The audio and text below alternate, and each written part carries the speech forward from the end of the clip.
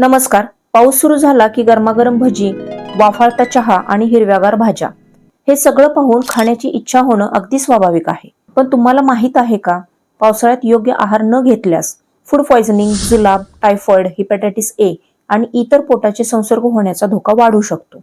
मग या काळात नेमकं काय खावं, कोणते पदार्थ टाळावेत आणि कोणत्या गोष्टींकडे विशेष लक्ष द्यावं?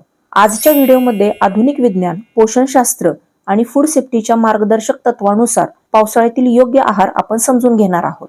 सर्वप्रथम हे समजून घेऊया की पावसाळ्यात आहाराबद्दल इतकी काळजी का घ्यावी लागते. याचं मुख्य कारण म्हणजे वाढलेली आर्द्रता, साचलेलं पाणी आणि दूषित अन्न. या वातावरणात बॅक्टेरिया, व्हायरस आणि बुरशी जलद वाढू शकतात. त्यामुळे अन्न खराब होण्याची शक्यता वाढते आणि फूड बॉर्न इन्फेक्शनचाही धोका वाढतो. याशिवाय अनेक लोकांना पावसाळ्यात भूक कमी लागते, अपचन, गॅसेस किंवा पोट जड झाल्यासारखं वाटतं. म्हणून या काळात हलका, ताजा आणि सहज पचणारा आहार घेण्याचा सल्ला दिला जातो. म्हणूनच पावसाळ्यात फक्त काय खायचं हे महत्वाचं नसून ते किती स्वच्छ आणि योग्य पद्धतीने तयार केलं आहे हेही महत्वाचं ठरतं. त्यामुळे आता जाणून घेऊया पावसाळ्यात कोणते पदार्थ खाणं अधिक फायदेशीर ठरतं. सर्वप्रथम शक्यतो नेहमी ताजं आणि गरम अन्न खा. कारण अन्न योग्य तापमानावर शिजवल्याने अनेक हानिकारक सूक्ष्मजंतू निष्क्रिय होतात आणि संसर्गाचा धोका कमी होतो. बराच वेळ बाहेर ठेवलेलं किंवा वारंवार गरम केलेलं अन्न शक्यतो टाळा. त्यानंतर पावसाळ्यात दुधी भोपळा, दोडका, पडवळ, तोंडली, कारली यासारख्या फळभाज्या चांगला पर्याय ठरू शकतात.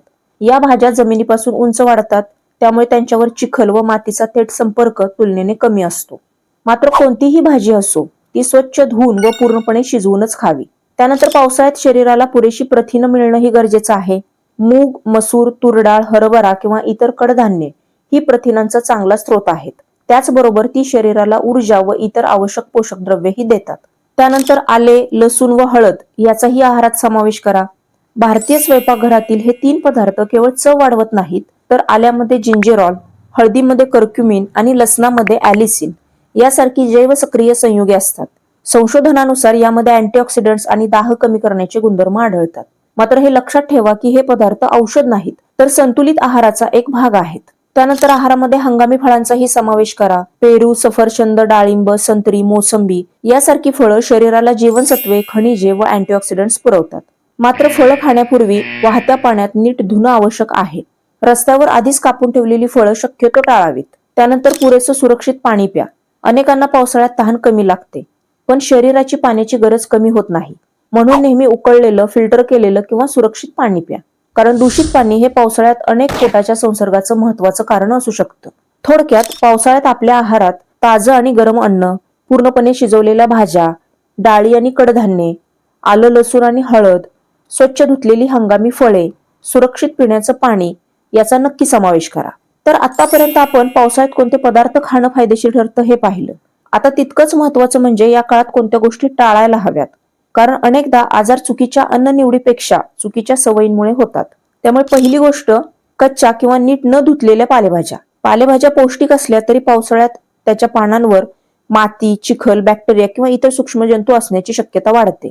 म्हणून पालेभाज्या पूर्ण बंद करण्याची गरज नाही, पण त्या वाहत्या पाण्यात नीट धुवून आणि पूर्णपणे शिजवूनच खा. दुसरी गोष्ट, रस्त्यावरचं उघड्यावरचं अन्न. पाणीपुरी, भेळ, कापून ठेवलेली फळे किंवा उघड्यावर ठेवलेले पदार्थ यांच्यावर धूळ, माशा व दूषित पाण्याचा संपर्क होऊ शकतो. अशा अन्नामुळे फूड पॉइझनिंग, अतिसार किंवा टायफॉइड यासारख्या संसर्गाचा धोका वाढू शकतो. तिसरी गोष्ट, अर्धवट शिजवलेले पदार्थ. अर्धवट शिजवलेले चिकन, अंडी किंवा मासे यामध्ये काही सूक्ष्मजंतू जिवंत राहू शकतात. म्हणून हे पदार्थ नेहमी योग्य तापमानावर पूर्णपणे शिजवूनच खावेत.